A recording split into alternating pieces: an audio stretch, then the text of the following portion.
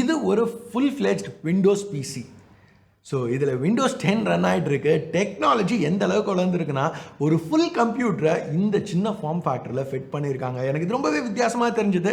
So இந்த மாதிரி ஒரு கம்ப்யூட்டரில் நம்மளால் என்ன பண்ண முடியும், எந்த அளவுக்கு இதில் பெர்ஃபார்மன்ஸ் இருக்குது, இந்த வீடியோவில் ஜென்ரலாக யாருமே கவர் பண்ணாத பீகோ பிசி, அதாவது மினி மைக்ரோ அதுக்கெலாம் கீழே பீகோ பிசி அப்படிங்கிற ஃபார்ம் ஃபேக்டரில் வர கம்ப்யூட்டர் பற்றி பார்ப்போம்.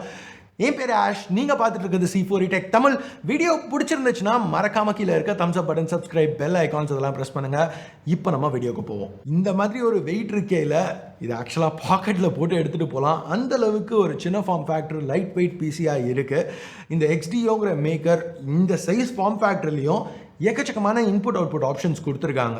இப்போலாம் லேப்டாப்ஸ்லேயே பார்த்தீங்கன்னா டைப் சி போர்ட்டை கொடுத்து அவ்வளோதான், வேணுன்னா டாங்கிள் யூஸ் பண்ணிக்கோங்க அப்படின்னு சொல்கிற பிராண்ட்ஸ் இருக்கையில் இங்கே 3 USB 3 போர்ட்ஸ் கொடுத்துருக்காங்க. 2 ஃப்ரண்ட்டில், அது போக ஃப்ரண்ட்டில் மைக்ரோ SD கார்ட் ஸ்லாட்டும் இருக்குது.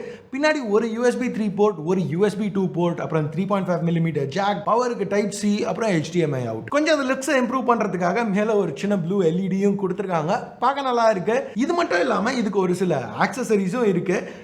லிட்ரலாக நீங்கள் எந்த எக்ஸ்ட்ரா எக்யூப்மெண்ட்டும் இல்லாமல் ஸ்டாண்ட் அலோனாக கேபிள்ஸ் இல்லாமல் இதை ஒரு பிசியாக யூஸ் பண்ண முடியும்.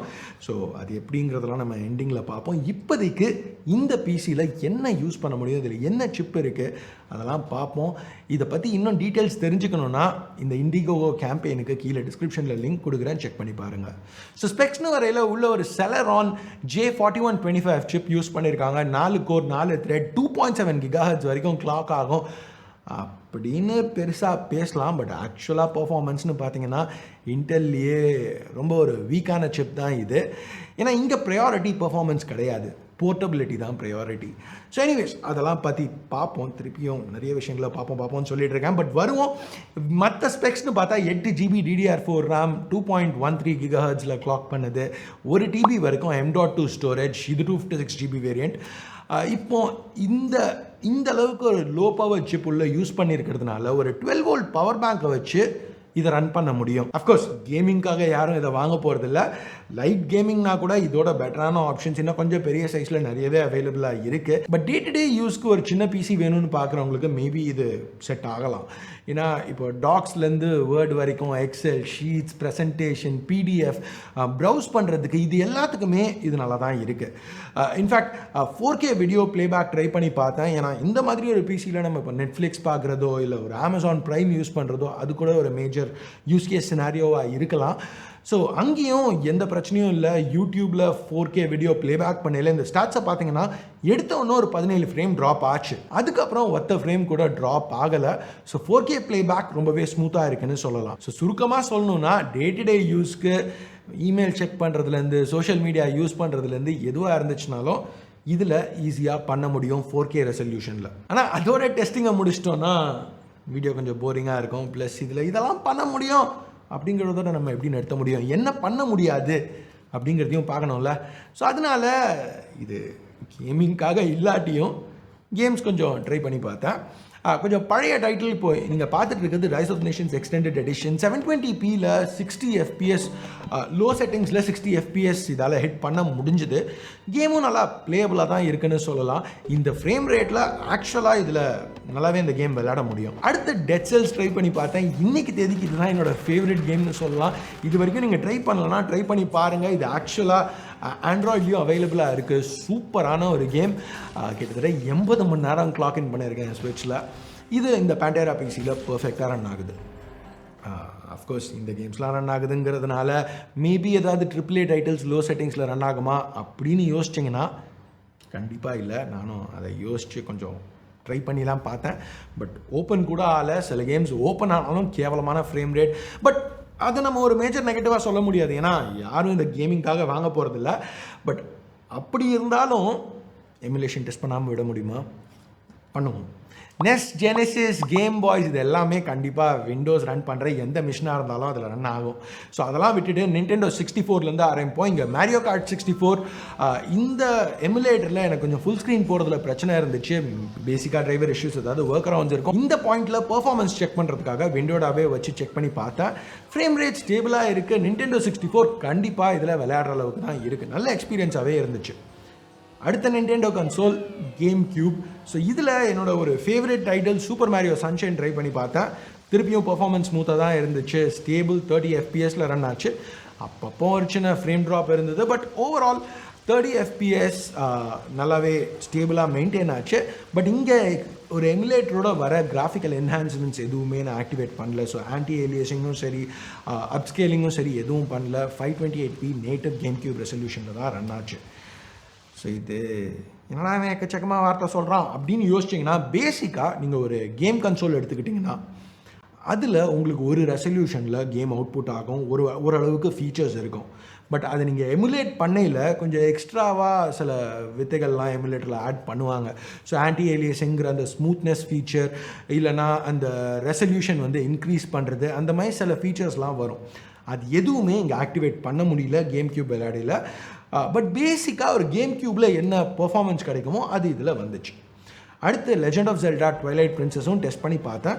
இங்கேயும் ரிசல்ட் சிமிலராக தான் இருந்துச்சு.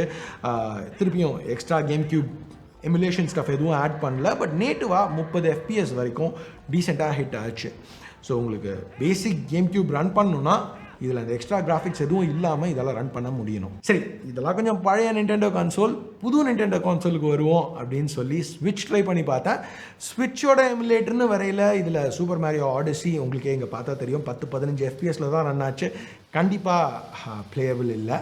மேபி இதோட கொஞ்சம் ஈஸியரான கேம்ஸ் ஏதாவது ட்ரை பண்ணால் கொஞ்சம் பிளேயபிளாக இருக்கும்னு சொல்லி அதுவும் ட்ரை பண்ணி பார்த்தேன். பட் இல்லை, ஸ்விட்ச் எதுவுமே இதில் ரன் ஆகலை.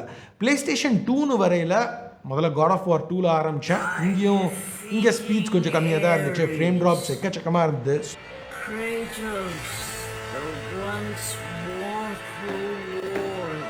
ஸோ அன்பிளேயபிள்னு சொல்லலாம். அடுத்த கேள்வி, God of War 2 ஒரு இன்டென்ஸ் டைட்டில், கொஞ்சம் லைட்டான கான்ட்ரா ஷாட்டர்ட் சோல்ஜர் மாதிரி கொஞ்சம் லைட்டான கேம். PS2 எமுலேஷனில் ரன் பண்ணால் எப்படி இருக்கும் அப்படின்னு செக் பண்ணுறதுக்காக அந்த கேம் ரன் பண்ணி பார்த்தேன். 40 FPS கிட்டத்தட்ட வந்துச்சு. இப்போ கேம் கியூவில் நம்ம பார்த்த 30 FPS 100% ஸ்பீடில் ரன் ஆகிட்டு இருந்துச்சு. இங்கே ஸ்பீட் வந்து பாதியில் தான் ரன் ஆகுது. அதாவது கேம் வந்து உங்களுக்கு ஸ்லோவாக இருக்கும், கேம் பிளே வந்து கரெக்டாக இல்லை. ஸோ PS2 ஸ்விட்ச் இதில் கண்டிப்பாக யூஸ் பண்ண முடியாது. ஸோ PS2 ஸ்விட்ச் யூஸ் பண்ண முடியாதுன்னா கண்டிப்பாக வியூவும் யூஸ் பண்ண முடியாது. ஏன்னா அந்த அளவுக்கு இதில் பவர் கிடையாது. பட் கேம் கியூப் ரன் ஆகுதுங்கிறதுனால PlayStation 1 இல்லை PlayStation போர்ட்டபிள் எமுலேட் பண்ணணும்னா பண்ண முடியணும். ஓகே, இப்போ நிறைய கேம்ஸ் பற்றி பார்த்துட்டோம். இப்போ நம்ம அந்த ஆக்சசரிஸ்க்கு வருவோம். முதல்ல கீபோர்ட். இது ஒரு நல்ல காம்பேக்டான ஃபோல்டபுள் கீபோர்டு இன்க்ளூட் பண்ணியிருக்காங்க. இது ப்ளூடூத் வெளியே பேர் ஆகும். என்ன தான் மேக் புக்கில் இந்த மாதிரி ஹேரோ கீஸ் இருந்தாலும் எனக்கு அது ரொம்பவே கடுப்பாக இருந்துச்சு யூஸ் பண்ணேன். அடுத்து இந்த வெர்டிக்கல் மவுஸ், அப்புறம் USB ஹப், ஒரு சாலிடான கேரி கேஸும் ஆப்ஷன் கொடுக்குறாங்க. இந்த Pico PCயை நீங்கள் இப்போ பேக் பேக்கில் போட்டு எடுத்துகிட்டு போனோம்னா யூஸ்ஃபுல்லாக இருக்கும். அவங்க ஆஃபர் பண்ணுற ஆக்சசரிஸ்லேயே இருக்கிறதுலேயே பெஸ்ட்டான ஆக்சசரி என்னன்னு பார்த்தீங்கன்னா இந்த ப்ரொஜெக்டர். இது ஒரு மேஜர் பாசிட்டிவ்னு சொல்லலாம். இதில் பேட்டரி பில்டினாக இருக்குது, ப்ளஸ் ஆண்ட்ராய்டு ஆப்ரேட்டிங் சிஸ்டமும் பில்டினாக இருக்குது. ஸோ இந்த Pico PCயோடு இல்லாமல் நீங்கள் தனியாக அந்த ப்ரொஜெக்டரை வேணாலும் யூஸ் பண்ணலாம். எந்த கேபிளும் கனெக்ட் பண்ணாமல் டைரெக்டாக இதில் ஆண்ட்ராய்டு இருக்கிறதுனால உங்களுக்கு வேணுங்கிற ஆப்ஸ், நெட்ஃப்ளிக்ஸ் இல்லை ஹாட்ஸ்டார் எதுவாக இருந்தாலும் டவுன்லோட் பண்ணி ப்ரொஜெக்ட் பண்ண முடியும். ஆனால் நம்ம அதை பற்றி இங்கே பார்க்கல. அந்த HDMI இன் ஃபீச்சரை பற்றி தான் பார்க்க போகிறோம். ஸோ HDMI இன் யூஸ் பண்ணையில் இந்த பிசியில் என்ன ரன் ஆகுதோ அதை ஒரு பெரிய ஸ்க்ரீனில் நம்மளால் பார்க்க முடியும். இந்த ப்ரொஜெக்டரில் ஆட்டோ கீஸ்டோன் கரெக்ஷன் இருக்கிறதுனால அந்த ஆஸ்பெக்ட் ரேஷியோ நீங்கள் லைட்டாக ஒரு ஆங்கிளில் எடுத்துகிட்டு வந்தீங்கன்னா அது ஆட்டோமேட்டிக்காக கரெக்ட் பண்ணிக்கும். நம்ம மேனுவலாக எதுவும் பண்ணணுங்கிற அவசியம் இல்லை. பிரைட்னஸும் டீசெண்டாக தான் இருக்குது. இதில் எவ்வளோ பெரிய ஸ்க்ரீன் நம்மளால் ஆக்சுவலாக க்ரியேட் பண்ண முடியும் அப்படிங்கிறத காமிக்கிற அளவுக்கு எனக்கு வால் ஸ்பேஸ் இல்லை. பட் இதை பார்த்தா உங்களுக்கு ஒரு ஐடியா கிடைக்கும். ஸ்பீக்கர்னு வரையில் படுமட்டமாக இருக்குது. எனக்கு கண்டிப்பாக இதுக்கு எக்ஸ்டர்னல் ஸ்பீக்கர் தான் யூஸ் பண்ணி ஆகணும். இப்போ நீங்கள் எந்த அளவுக்கு இது கேவலமாக இருக்குன்னா, இப்போ ஃபோனில் இயர்ஃபோன்ஸ் ப்ளக்இன் பண்ணிவிட்டு ஏதாவது ஆக்சிடென்ட்லாம் ப்ளே ஆச்சுன்னு வச்சுக்கோங்களேன், திடீர்னு எங்கே ஆடியோ ப்ளே ஆகிட்டு இருக்கு ஃபோனில் அப்படின்னு சொல்லி நம்ம நோட்டீஸ் பண்ணுவோம்ல, அந்த இயர்ஃபோன்ஸ்லேருந்து வர ஆடியோ இதோட பெட்டராக இருக்கும். அந்த அளவுக்கு ஒரு கேவலமான ஸ்பீக்கர். இதுக்கு வந்து ஸ்பீக்கரே இன்க்ளூட் பண்ணாமல் இருந்திருக்கலாம். பட் எனிவே ப்ரொஜெக்டராக நல்லா தான் இருக்குது. ஓவரால் இந்த ப்ராடக்ட் எனக்கு கொஞ்சம் வித்தியாசமாக பட்டுச்சு. இது போக இந்த 12 வோல்ட் பவர் பேங்க் ஆப்ஷனும் கொடுக்குறாங்க.